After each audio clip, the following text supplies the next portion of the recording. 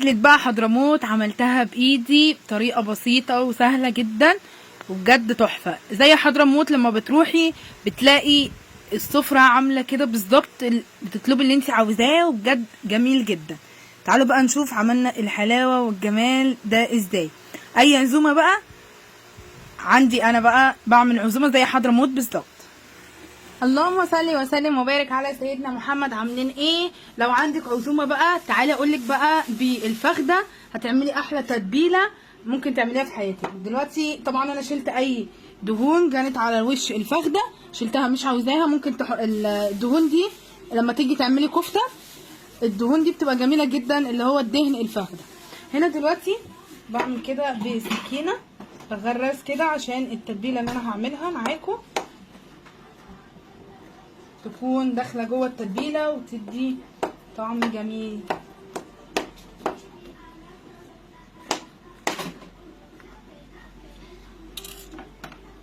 اهو تعالوا بقى هنا نركن بس على جنب الفخده كده ونجهز التتبيله. معايا فلفل اللي هو الرومي الاحمر، نجيب كده الكبه. معايا فلفل اللي هو الاخضر الرومي. بصوا هنا بقى يا حبايبي هحط طبعا ايه دبس رمان وصويا صوص عشان تديني طعم الفخده جميل جدا، واحط اللي هو الصويا صوص. هنا بقى يا حبايبي هحط طبعا ايه 7 بهارات، وحطيت فلفل وحطيت ملح، وهحط روزماري معلقه كده صغيره من الروزماري برضو.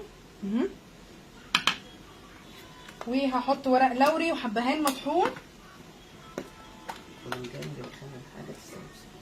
وهحط خلنجان اللي بيخلي اللحمه بيساعد التسويه، فراخ او لحمه بيساعد على التسويه وبجد جميل جدا.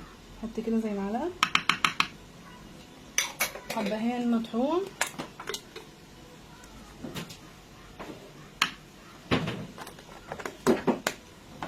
قرفه سيجار كمان برضو مطحونه،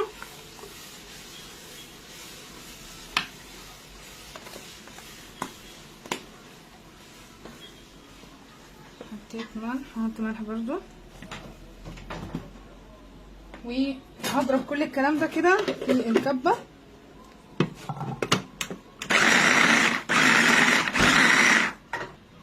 هنا بقى يا حبايبي دلوقتي هبتدي اتبل ايه كده زي ما انتم شايفين كده، واغرز اهو. بصوا الفتحات اللي انا فتحتها ادخل جواها كده زي ما انتم شايفين اهو، عشان ايه تاخد من التتبيله الجميله دي.